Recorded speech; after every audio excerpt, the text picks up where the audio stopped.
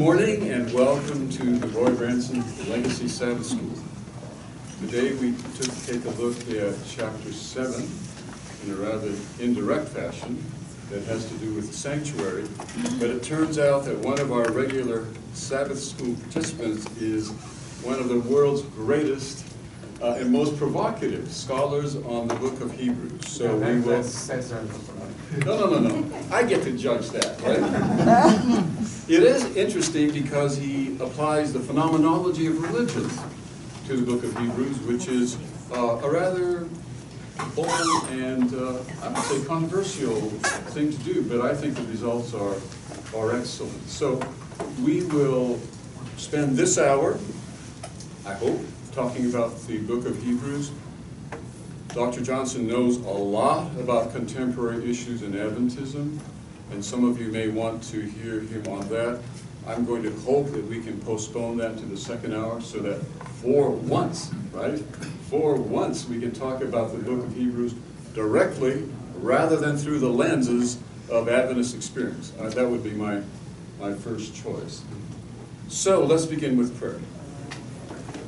Good God, we're thankful once again for this Sabbath school. We're thankful for Roy, who started it, and we hope to continue it. We're thankful for Dr. Johnsson and his many years of service to the church at the Review, at Andrews University, at Vincent Hill School, at Spicer College, and here at Loma Linda now, teaching in the School of Religion. We pray that we will get to know him better and get to know the phenomenology of religion better, and to get to know and appreciate the letter to the Hebrews better. In Christ's name, amen. Okay, thank you and welcome to this Sabbath school, which is your own home Sabbath school. It is. I love this Sabbath school. And thank you for the effort you're putting into this. Oh, thank you. And the committee. It's a very good class, I think. It's excellent. We try to have high quality consistently. That's why you're here. You describe your experience as my bittersweet journey, right? My bittersweet journey with the book of Hebrews. Why has it been so bitter? Well, let me go back. I did my doctoral degree in New Testament studies at Vanderbilt and wrote a dissertation on the book of Hebrews. And the centerpiece of that long chapter is an exegesis of Hebrews 9 and 10. Now, note the date, 1973. 1979, 6 years later, Desmond Ford made his had the famous meeting at Pacific Union College, which sort of brought the house down and led to basic view and so on. And in Des's, who is my friend? Was and is. Okay, let me make that very clear, disclosure. Okay. The book of Hebrews is critical in his work. Now, in many respects I agree with Des on Hebrews, in other respects I do not. Later, people said it was very smart of the brethren to set up one Aussie against another. And so I'd come up with these ideas. Remember, 1973, 6 years before. So it's not something I cooked up to oppose Des. So, but, you know, I was caught up in, frankly, years of discussions, early 80s, huge amount of anger in the church, especially among ministers. And because of my work on Hebrews, I was front and center. And they were very draining years. So this book, that's why it was bitter, because of the, there's no argument as nasty as a theological argument. I'm sure of that, really. And they were years of theological argument. Hebrews was front and center, and I was front and center. So that's the bitterness. The sweet part is that I spent more time probably with this book than any other book of life. It has enriched my life enormously. It gives such a wonderful picture of Jesus, truly God and truly human. And the full assurance we can have of salvation in Him. So, it's been a wonderful book for me. Bittersweet, yeah, it still is, okay. Because every time I think of it, I think of Desmond Ford, who I think is an Adventist tragedy. Okay. And I can only think of what might have been, things have been handled differently. Most people won't know this, but as recently as a couple of years ago, I was involved in an effort behind the scenes to try to bring reconciliation. There's in the church in Australia. Didn't work out. So it's an ongoing bittersweet. Would you mind reading some from the Epistle to the Hebrews? Yeah, I'm going to read. We need the microphone higher on you? Is that what we're Yes, told? okay. Okay. Let me try. I'm going to read the first 4 verses of Hebrews, which is more than an introduction to the book. In many ways, it's like a summary, but it's more than a summary. It's like a prelude. And themes that will be sounded in the book are sounded here. But some, not all the themes of the book are sounded, but some of the main ones are. First 4 verses of Hebrews. Plus the next 8. All right? Maybe a dozen verses anyway. You want me to read the others? Sure, please. Well, all right, if you like. Okay, why stop with it? Right. No. We have time. Okay. The first 4 are the critical ones. In the past, God spoke to our forefathers through the prophets at many times and in various ways. But in these last days, he has spoken unto us by his Son, whom he appointed heir of all things, through whom he made the universe. The Son is the radiance of God's glory and the exact representation of his being, sustaining, and through him he made the universe. Oh, I misskipped. Whom he appointed heir of all things, through whom he made the universe. And the Son, after he had made purification for sins, sat down at the right hand of the majesty in heaven. So he became as much superior to the angels as the name he has inherited is superior to theirs.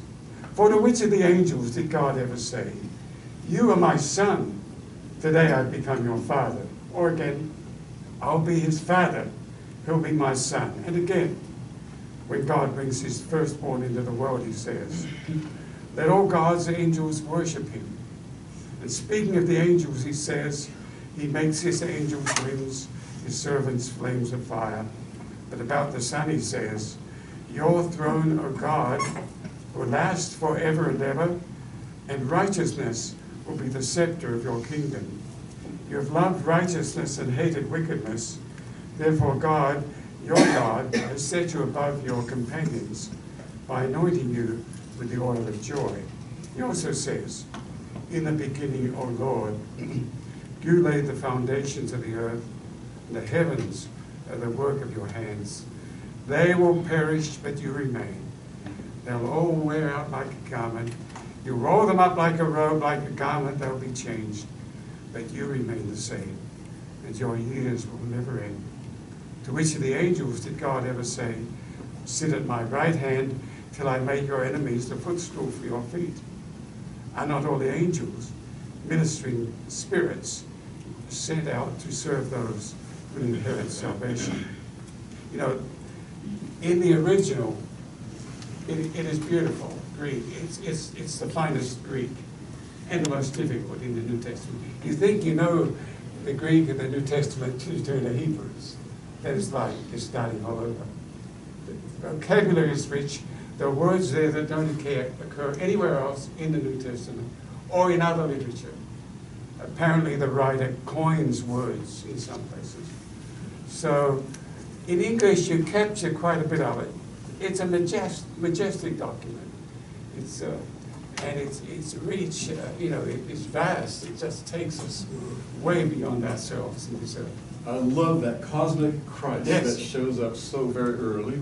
And then I like the end where it says, "You folk who are so tired and weary, have some energy, right? Yeah. Keep the battle going. So it's a good book for those who are a little weary in the Christian life, I think. What's the setting of this letter? Well, we don't really know for sure. It's generally thought it's written to Jewish Christians. Some have said just facing the loss of the temple. I'm not. Yeah. I'm sorry for interrupting. Is that my phone or is it somebody else? Because it may be back there. If it's mine, I don't know how I'm going to turn it off. If it's not mine, I'm not going to worry about Just it. trying to get it turned off. Okay, Not very operating. good. No problem. Okay. So we're back to Dr. Johnsson, and the question is, what is the context of this letter? Yeah. Well, it's possibly Jewish Christians. I'm not absolutely sure of that, but I don't need to go into the reasons for it. But it's written to Christians who are not new Christians. Okay? They have been Christians for a while because they are getting tired. Okay? They're thinking of turning back, and some have turned back. They are tired of waiting for the second coming. You know, it sounds incredibly contemporary. Jesus hasn't come, and so some are giving up. They've been through persecution in the past, and now there's a threat of new persecution on the horizon. So this book is written to assure them, to just encourage them to keep on in the way, okay? Not to give back. He is coming, and he will come. Okay? And he is so wonderful. His salvation is magnificent. How can we turn back if we know Jesus and what he has done for us? That's what this book is about. In that way, to me, it really speaks to life today. Yes, I think of it as the book for Christians in the last 3 miles of a marathon.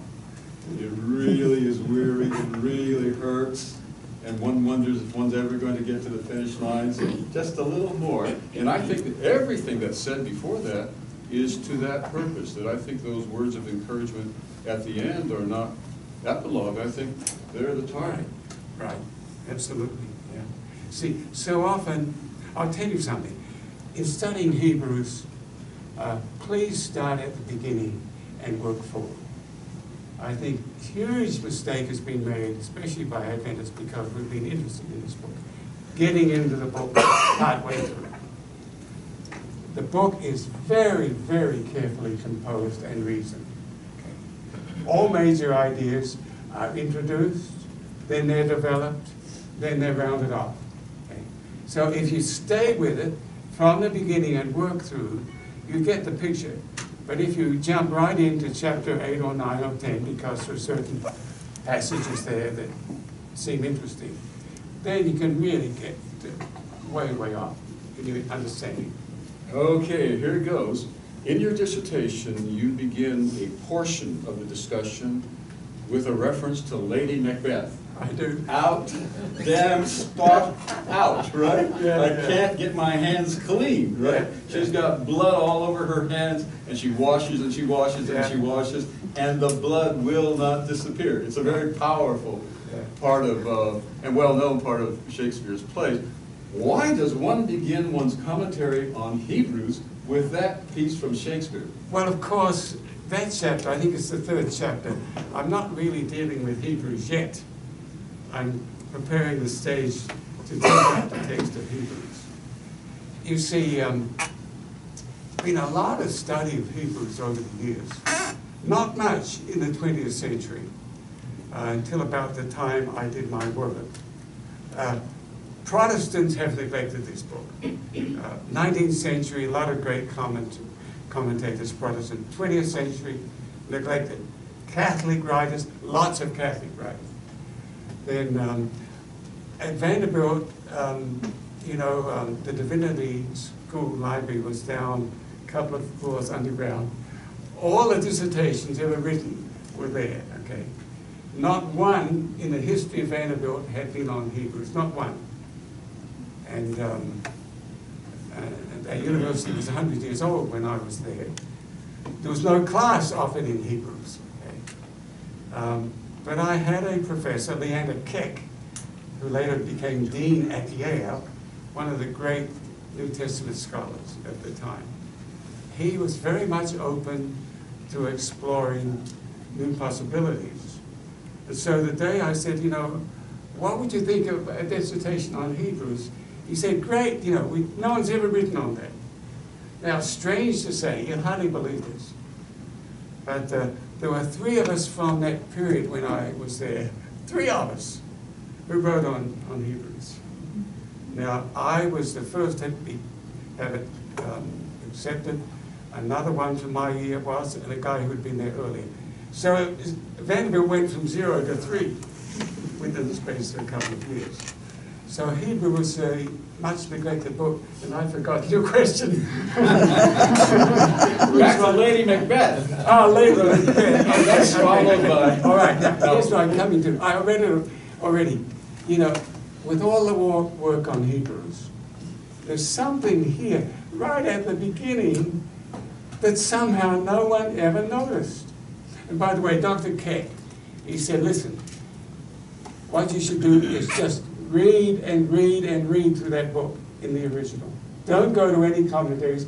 Read with the book, first of all, back and forth, and see if you find your thesis there, or what you want to work on. So I did, you know, in the original, going back and forth, and I came to this, which you easily pass over, and maybe a little hard for you to grasp what I'm getting at. But, you know, here in these verses I read, first 4, Jesus is described. Okay. Then his work is described, what he did.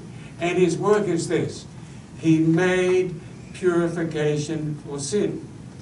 You go to the commentaries, they come to that verse, immediately they start speaking about forgiveness. But it's not speaking about forgiveness. It's speaking about purification for sin. Now, they are not the same. Forgiveness is something in a debt context. Okay. We owe money, and the debt is forgiven. It's a debt context. Purification is a defilement context. Okay. We're dirty. Now, I don't know. Somehow, so far as I read all the books on Hebrews in French, English, and German, all the scholarly work for the previous 100 years, okay? No one ever had come up with this. Now, if it were just here, it would be one thing, but it's not. This theme runs throughout Hebrews. The book is built around defilement and purification. It's not built around justification or forgiveness or reconciliation. It's built around this. Now, last week, I was having Silver Spring, and we had the Forum Conference, which centered in the Atonement. And you know, we heard different atonement theories, and Rick gave a wonderful study on Sabbath. And, but you know, I don't know any atonement theory that really encompasses what Hebrews is dealing with. Rick, I didn't bring it up last week, but I was ready. The opportunity didn't present itself. Okay. Christ's work is to provide purification for sins. Okay. And you know, it just illustrates that work is described in various ways. Okay. Lady Macbeth. All right. Okay. So you keep skirting away from her. No, well, but, you know. It's a very, Forrest Howe, would you help me, please? If you can get on the internet and look up defilement and, I thought it was purgation. And purgation. Not defilement and purification, purgation, right? Yeah. Defilement and purgation, and you can get in the book his, of Hebrews, yeah. in the book of Hebrews, that's his dissertation. Yeah. And you can get it on PDF, Yeah, okay? 1973, Vanderbilt University. It's very easy to find, it's in different versions, but pick up the, if you don't mind for us, pick up the PDF version Yeah. and turn to chapter 3, please. Yeah. Okay, his dissertation. Yes. Okay. Yeah. So you go defilement and purgation in the letter, In the book of Hebrews, yeah. William Johnsson with Yeah. 2 S's. 1973. So you go to chapter 3, and then I think page 117. Yeah, you want me to read this, don't you? Oh, you brought it! I brought it, yes. Forget it, Forrest, forget it. You brought it. Glory there. I just thought very few dissertations are written this beautifully. And I thought, well, the class needs to hear this. So I emailed this to you and asked you to read it. I didn't know if you had brought that. Please do read it. I just got This is wonderful. Think of this in a doctoral dissertation. Well, first of all, you know, why should doctoral dissertations be so deadly dull? Well, scholarship doesn't have to be boring. And, you know, because I like to write, and, you know, what better scene than Lady Macbeth, okay? I'll read it. It goes on for a bit. Do you want it all? I want it all. That's only about 6 All right. pages of the, how many, is it 494 pages? I don't know, something like I that. think close. It goes on and on and on. So this is only maybe 8 pages. We have time to listen. Okay, go for it. You see, before I go, What does he not like about Lady Macbeth? in trying to understand what is going on in Hebrews,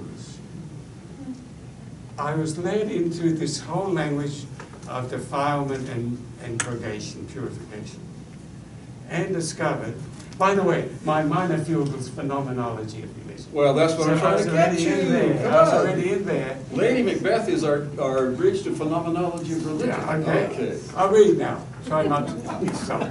In a gripping scene from Shakespeare's Macbeth, Lady Macbeth descends the stairs in her sleep, incessantly washing her hands. Remember the scene? Wonderful scene. As she cries out, "Yet here's the spot, out, damn spot, out, I say! What will these hands there be clean? Here's the smell of the blood still. All the perfumes of Arabia will not sweeten this little hand. Oh, oh, oh." This is the language of defilement, and it is a timeless language. It is the language of Isaiah, who bemoans, "Woe is me, for I am lost, for I am a man of unclean lips, and I dwell in the midst of a people of unclean lips. For my eyes have seen the King, the Lord of hosts." It is the language of the Egyptian negative confession. "I've not defiled myself in the pure places of the God of my city." It is the language of the Aztec's confessor to the penitent. "When thou wast created and sent here, thy father and mother, Quetzalcoatl, made thee like a precious stone. But by thine own will and choosing thou didst become soiled." It is the language of the book of Revelations in Tenrico. "When you have swept dust cleanly, I shall certainly bring you a miraculous salvation." This language of defilement speaks most impressively in 3 particular regards: its universality, its intensity, and its astonishing durability. Universality is manifested both in terms of the different religions of mankind and the various people or objects who have been regarded as defiled. Thus, the 11th International Congress of the International Association for the History of Religions, held at Claremont in 1965, attracted more than 70 papers drawn from the religions of primitive people, ancient Near East, Greek, Hellenistic and Roman culture, ancient Israel, Judaism, Christianity, Islam, India, Taoism, Buddhism, Japan. All these papers were devoted to the theme of guilt or pollution and purification. On the other hand, while it is obvious that it is primarily man who is defiled in these religions, very often he is not alone in his problem.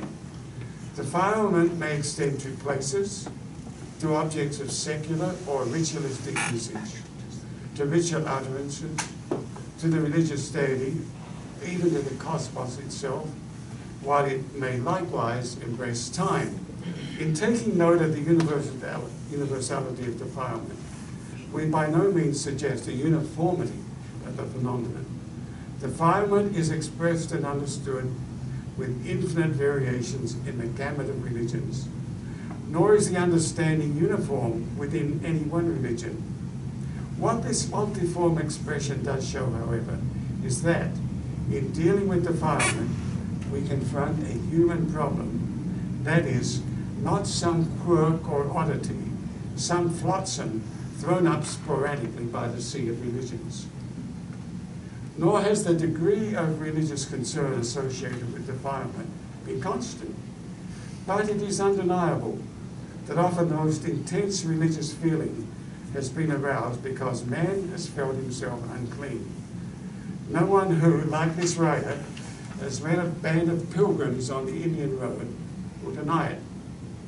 In the high fastnesses of the Himalayas, or on the paved way outside the metropolis, the group is quickly recognized, not so much by the saffron or bundles of belongings slung on the back, as by the sense of purpose of religious devotion. How far have they come? Maybe hundreds of miles. Where are they going? No matter what the place, you'll be certain of one thing: there will be a sacred bathing place there. The climax of the trek will come as the weary members of the band plunge into the sacred snow-fed waters of Kedarnath or Badrinath, or the warm waters of Benares or Nasik. In the West, we have no sacred rivers, but baptistries are still constructed, and congregations still sing, "Whiter than snow, yes, whiter than snow. Now wash me, and I shall be whiter than snow." The persistence of the language of defilement is astonishing, according to Ricoeur, he's a great scholar in the history of religions. The symbol of defilement is the simplest and earliest in man's understanding of himself.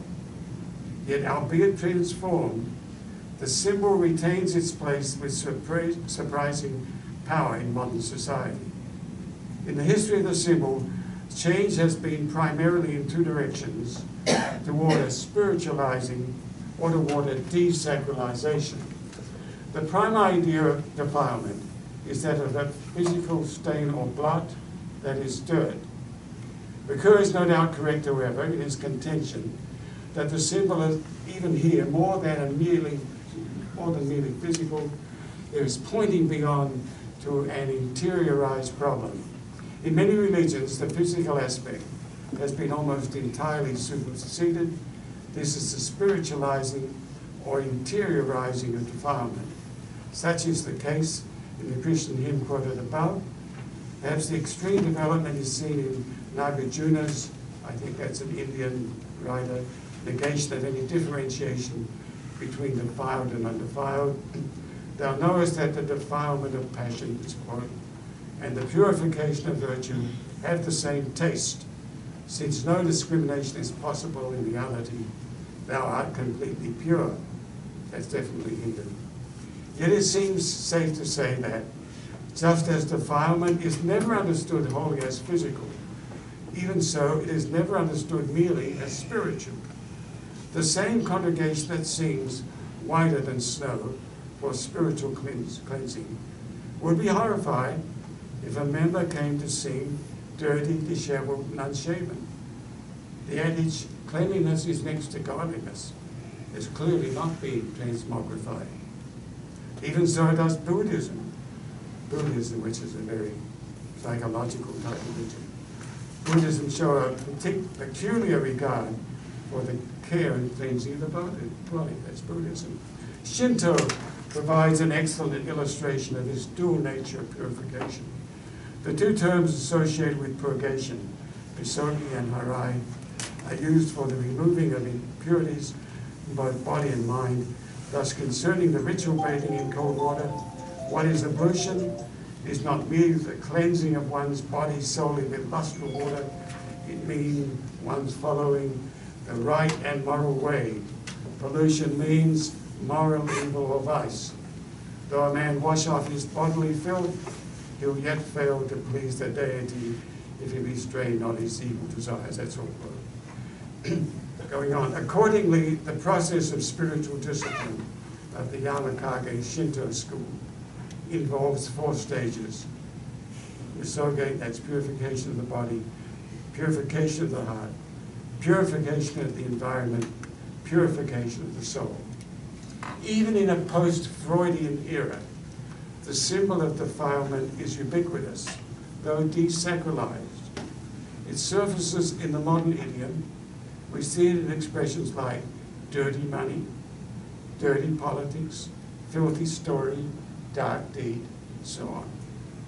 The modern Modern culture of the bathroom is not simply a matter of our knowledge of hygiene any more than it's a preoccupation with spring cleaning, washing machines, dishwashing, vacuum cleaners. Two terms in particular show that what we have in all this is in fact a desacralized defilement ritual, pollution and water. The ready acceptance of the term pollution, think of it, pollution, by modern man, in the context of concern for the environment, points to its deep-rooted associations. While the anxiety for pure water, coupled with the huge per capita usage of water, especially in the United States, shows again the astonishing durability of the symbol of defilement. Howard Hughes, and he was still alive when I wrote this, Howard Hughes is supposed to have a sliding scale, as it were, of the relative dirtiness of the people he meets, and to admire Katharine Hepburn because she took 3 or 4 baths a day. Thus, even in desacralized forms, does the symbol of defilement strike an answering chord in our times. Now, and then I go on and develop that chapter, and it's a pretty long chapter, sort of developing those points I make.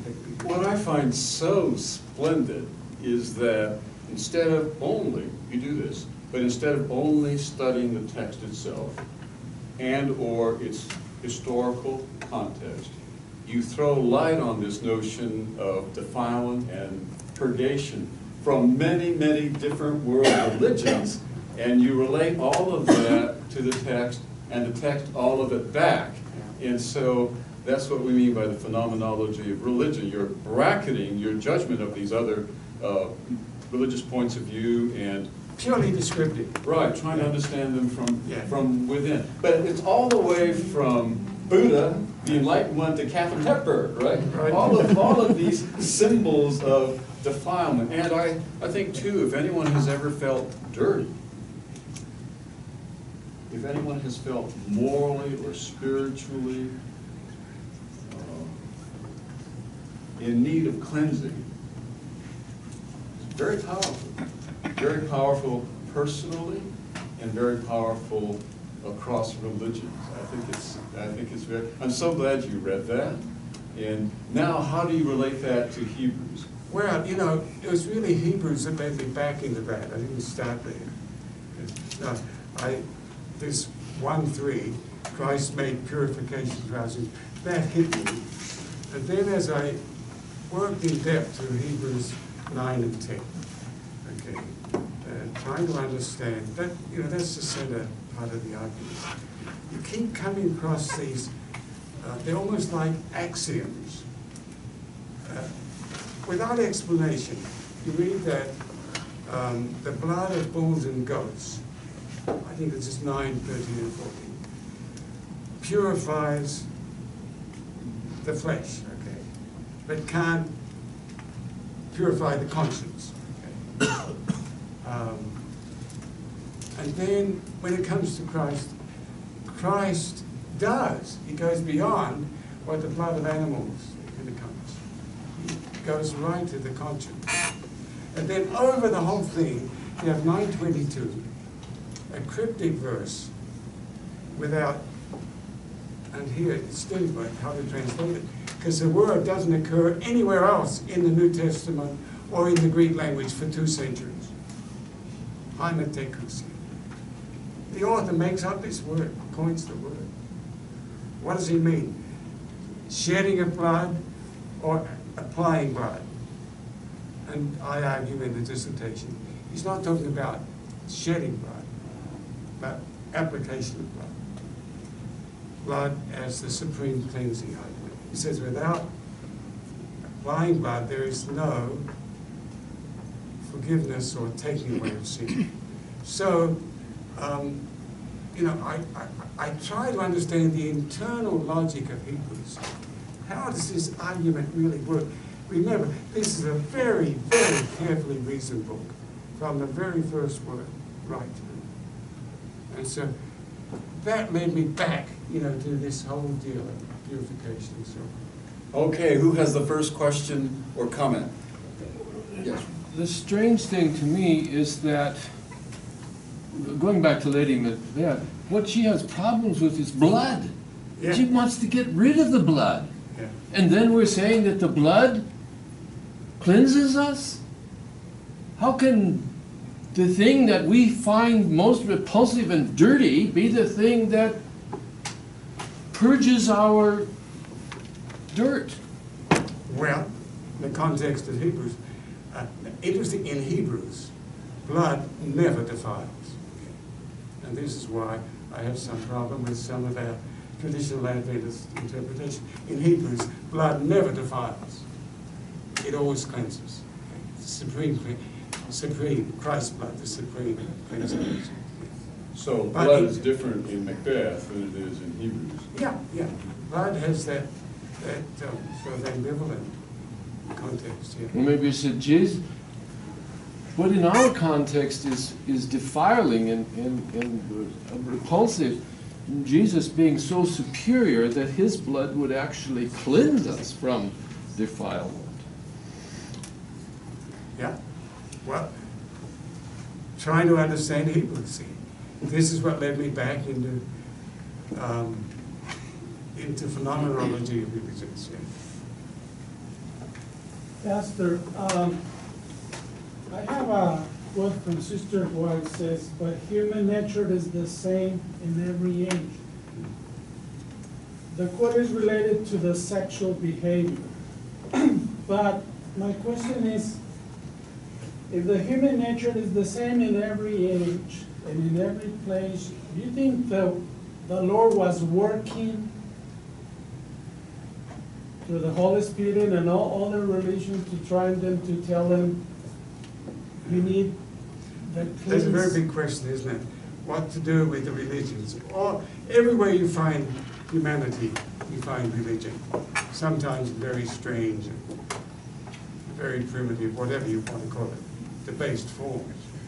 But I've thought a lot about this, don't have all the answers. But I tend to agree with you in that, we were made in the image of God. And the image of God is still with us, even if it's defaced. Okay? And so, throughout the world, the history of all these religions, you find part of that image of God coming through. Mankind seeking to go beyond himself, herself. I agree with you. Would you mind moving this way just a little bit? I'm afraid Okay. that we're getting out of the camera. Okay. Now, on that, and I think it's a very searching question, on that you draw a distinction in your dissertation between religion and theology, and you say that Hebrews, the Epistle to the Hebrews, is all about religion and not about theology. Can you unpack that a little bit? Well, it's dealing with religious experience, as is almost all the scriptures, okay? Theology is reflection on our experience, plus other things, but it's especially that. Faith-seeking understanding. And this is where, you see, my approach to Hebrews, while it has elements in common with this, flaws is really very, very different. Because, you see, I think we make a mistake if we come to the Bible sort of as like a Google, a divine Google. I've got this question. We Google this. The answer comes up. Well, maybe the Bible, maybe Hebrews, is not really dealing with that question. But we want to extract answers from it, our answers, or answers to our questions. And that's why, Adventists have done that, especially with Hebrews. It talks about the sanctuary, and it has important elements for the Adventist doctrine of the sanctuary, very important. But try to get the doctrine of the investigative judgment. It's not there, okay? And But why did we even have to bring that up? That is, why did I think that? yeah. Well, retract that. We don't want to go there. Right. Retract that. But I want to sort of underline that point, if I may. For all of its greatness, Dr. Ford's work begins with SDA questions in view. Absolutely. It does not begin by asking, what does the letter of Hebrews as a whole, it is a whole, it is an entire, it comes to that text with a certain number of Adventist theologians in mind, and it asks which of these are right, or perhaps they're all wrong. But it doesn't do a phenomenology of religion approach, that is, to understand the text as a text on its own terms, as objectively and sympathetically as possible, without regard to one's issues in one's own community of faith. Right. I agree with you 100%. Okay. One person, well, Dr. Ford has written that he would not read the book of Hebrews if he did not know it was inspired. Well, to me, that's a bit of a sad thing. For one thing, I don't separate my books into those that are inspired and not inspired. I try to learn as much as I can from each book. But this is one of the most magnificent texts in the whole history of humanity. Absolutely. Even if you don't believe in Absolutely. God, this is a magnificent Right. text. And my view is, if something's been inspiring to people, millions of people for thousands of years, might as well treat it as inspired. Next question. Right on. Yes. I always kind of like to figure out what was the context, historical context. What do you think's going on here? Is it one writer that wrote it? Is he dealing with a specific issue? Is it a sermon? Right, good questions. You know, a lot of questions, more questions than answers when you come to Hebrews. Okay, we won't get into who wrote it. All I'll say is, I know who wrote it. The Apostle wrote it. I'll leave it right there. But I don't think it's a letter. You know, you look at the letters of the New Testament, and there are many. They all start in a certain way. This doesn't. Okay. This starts right in, with a theological statement or a devotional statement. Right at the end, there's one or two lines of reading. That's all. I don't think it's a letter. I think it's best described as a sermon, but not a sermon off the top of the head. You know, it's a sermon that's been very, very carefully constructed, put together. Why? And I think that's important to say sermon, because a sermon should not be just, you know, a theological treatise. It's geared to a practical concern that the preacher sees among the people. What does he see here? The Christians are tired blood, okay? Some are giving up, some have given up. And Jesus hasn't come back. You know, they're feeling, hey, if they had been Jewish before, if they're Jewish Christians, go back to the temple, if it's still in existence, you know, go back to all that old way of life. It was hard to be a Christian in the first century. It was hard. You know, you were persecuted, no place of worship, no legal status. Okay? And these people, they had been dispossessed of their goods. They'd been thrown into jail. You read that in chapter 10. Okay? It was tough. And, you know, Jesus hasn't come as we thought he would. Okay? And, you know, time is like a relentless pressure on them. So that's why it's written. You know. Look to Jesus. Jesus is magnificent. Keep your eyes fixed on Jesus. That's 12:1. To me, that's so timely. Oh, yeah. So timely. Oh, I'm yeah. sure it's timely in any age, because people become weary of the Christian life, and sometimes what happens in the community of faith is very dispiriting. And one wonders, can I finish this marathon? Do you run marathons? I have four of them. Yeah, to speak of it.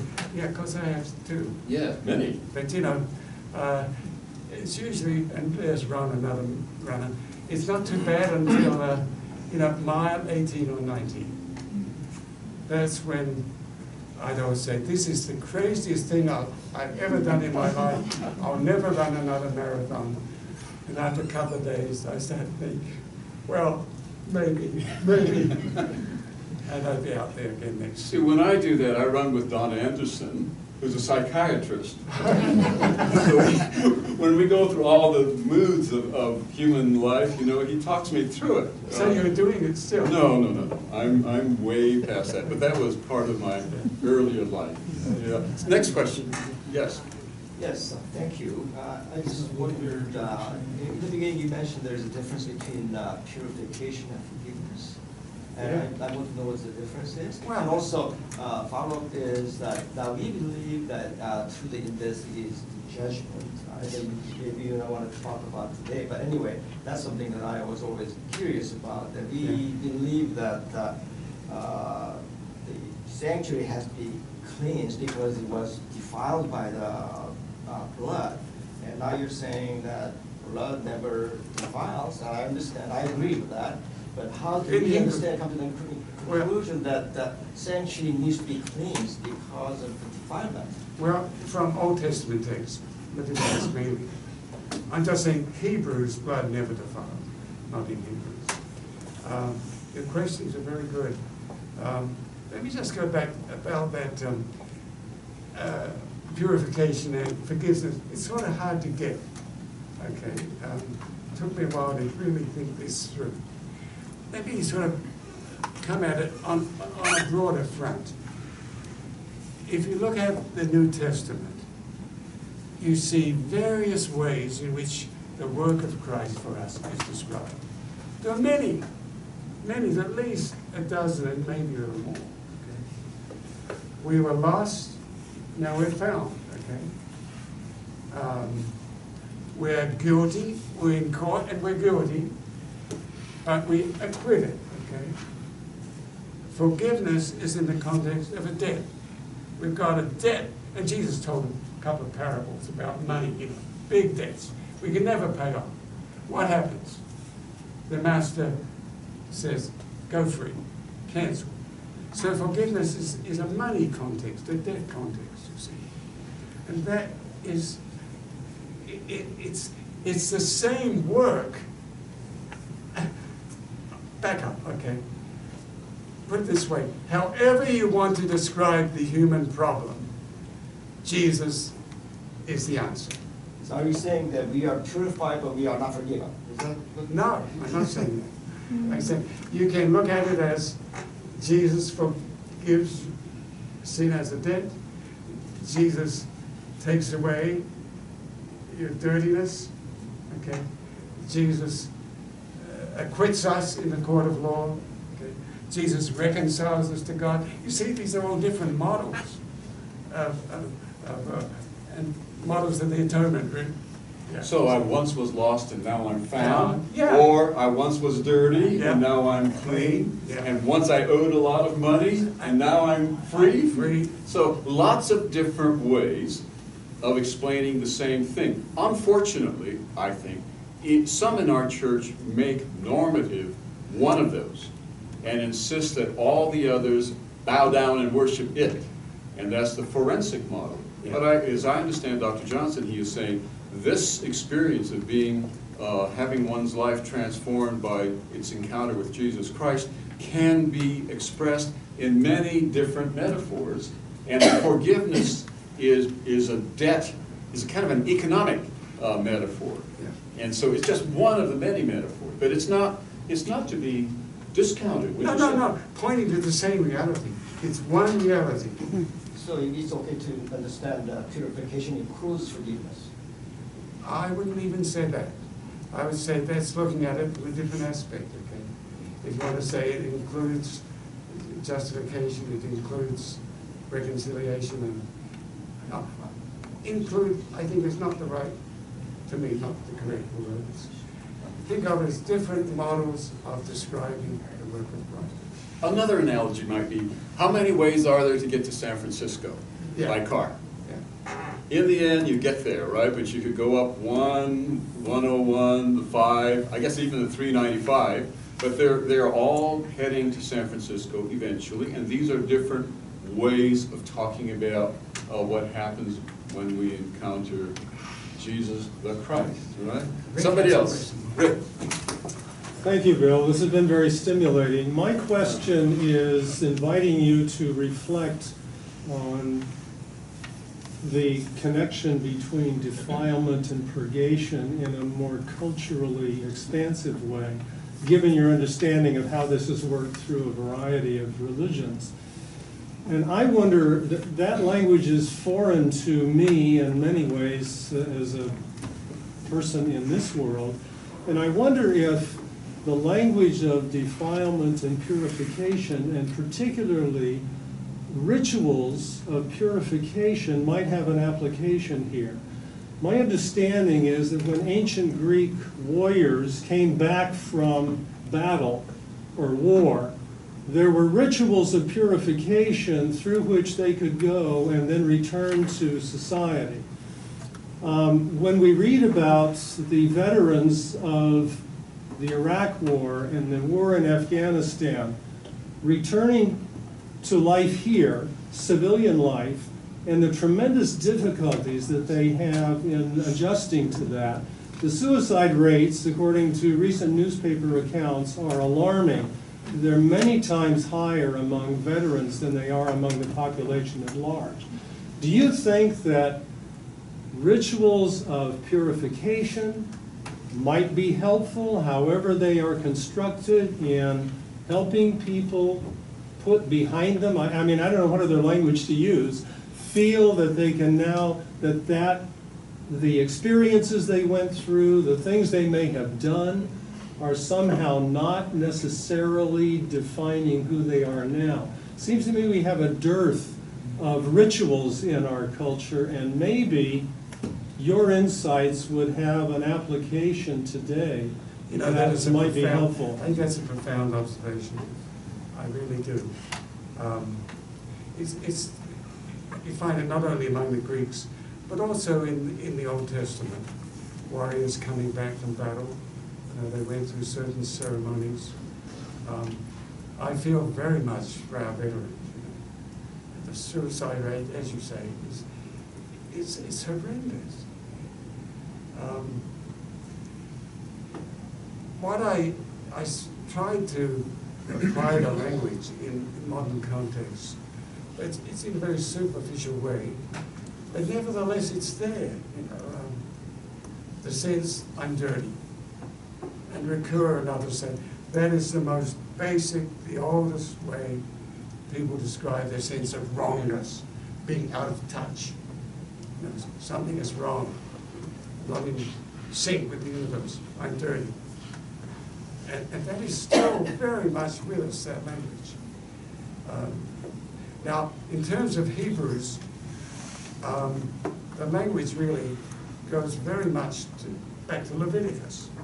In Leviticus, you find that similar language of defilement and cleansing. But Hebrews takes it much further. It's so carefully argued. But your insight is great. Thank you very much for it. I wish I could take it further, but you hear me. I'm distressed by what's happening to our veterans. And who is really addressing these sort of deep, deep questions behind the problem? Maybe we can conclude on a happy note. Last night on one of the news programs, there was an account of a teacher who moved into a rather impoverished district in Texas. And the youngsters weren't coming to school. These are the primary age youngsters. They just weren't coming. So she visited the homes. And she asked, why aren't you coming? And they said, we don't have any clean clothes. So she contacted Whirlpool, got a whole bunch of washing machines lined up in the school hall and said, okay, come down, and while you're in class, we'll wash your other clothes. Now attendance is 97%. The kids have clean clothes, right? So defilement and purgation right there. Let's move to our benediction, and then those of you who want to may stay for the next discussion, in which it'll be okay to ask questions about and no Adventism. recording. No recording. No recording. Please. I was going to record it. That will draw more attention on the YouTube than anything else. Please, no recording. Okay. Now, when you read this, remember all the millions of people who have read this over the years.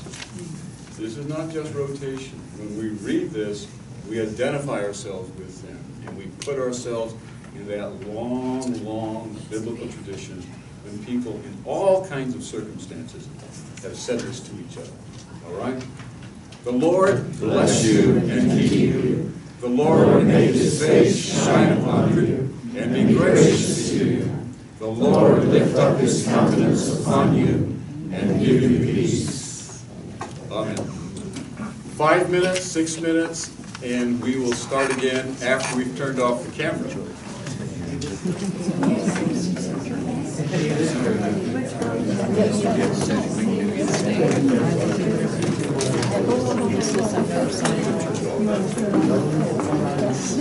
have several, but actually,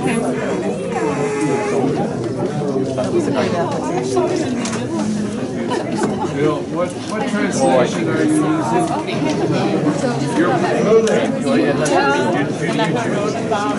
Janice visited and Shelley visited. I just got back from well, I've been there. show you my office.